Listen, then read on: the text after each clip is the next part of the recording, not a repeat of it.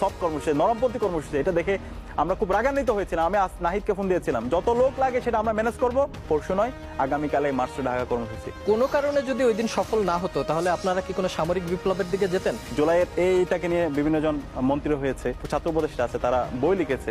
সে বই একটা বিকৃতি হিস্ট্রি। পুরো জুলাইটাকে একটা নির্দিষ্ট গ্রুপের মধ্যে তারা কুক্ষিগত করেছে।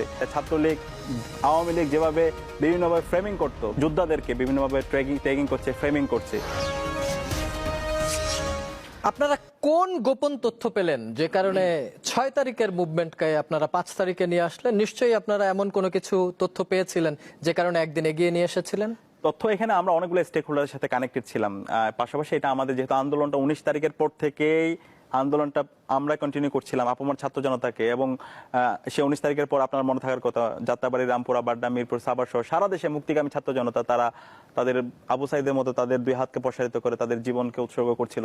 এবং এইটা আমাদের কাছে পরিষ্কার, 26 তারিখের দিকে আমাদের পরিষ্কার যে হাসিনা আর থাকছে না, কিন্তু আন্দোলনটাকে আমাদের কন্টিনিউ করতে হবে। এরপর বললাম 1 আগস্টের পর থেকে আমরা নিঃসন্দেহে বুঝতে পারছি যে হাসিনা যে কোনো সময় পালাবে, এবং সে আলোকে আমরা 3 আগস্ট একটা ড্রিম প্রজেক্ট করেছিলাম। ড্রিম প্রজেক্ট এর অধীনে আমরা এই গণভবন অভিমুখে আমাদের অভিযান দেওয়ার জন্য আমরা ঢাকাকে আমরা 10টা ভাগে ভাগ করেছি, এবং এটা সিবগাতুল্লাহ ভাই উনি করেছিল। এবং সে আলোকে আমরা পরিকল্পনা করেছিলাম, আমরা যখন 1 দফা শহীদ মিনার ঘোষণা দিয়েছিলাম, ওই দিনে পরিকল্পনা ছিল আমরা গণভবন অভিমুখে আমরা রওনা দিব, এবং হাসিনা যে আমাদের ভাই বোনদেরকে মেরে শহীদ করেছে তাকে আমরা এই বাংলাদেশ থেকে তাকে আমরা নিচ্ছিন্ন করে দেব। এবং সে আলোকে আমরা ওই দিনেই পরিকল্পনা করেছিলাম, কিন্তু সেদিন অবস্থা ছিল না। পরবর্তীতে আমরা বললাম আর একটু সময় নিয়ে, পরে 4 আগস্টে আমরা প্ল্যান করলাম।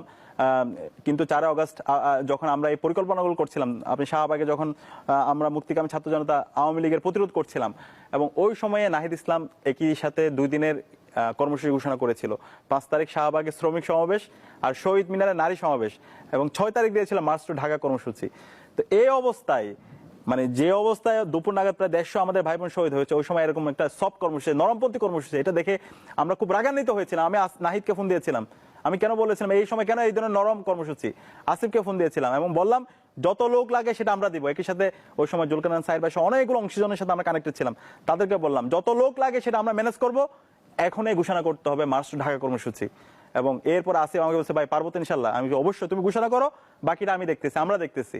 এবং একটু পরে সে ঘোষণা করছে পরশু নয় আগামীকালে মার্চ টু ঢাকা কর্মসূচি। এবং সেই কর্মসূচি ঘোষণা দেওয়ার পরে সাথে সাথে আমরা সারা দেশে নির্দেশনা দিয়ে দিলাম, এবং আশেপাশে মুক্তিকামী ছাত্র জনতা, এখানে বিএনপি, জামাত এবং চরমোনাই থেকে শুরু করে ইসলামী দল, বামপন্থী সবাই, ডান বাম, কৃষক শ্রমিক সবাই ঢাকা অভিমুখে রওনা হলো। এবং 5 তারিখে সেটা আমরা দেখতে পেয়েছি ফতেহ গণভবনের মাধ্যমে। আজকে আমরা আজাদি পেয়েছি। কোনো কারণে যদি ওই দিন সফল না হতো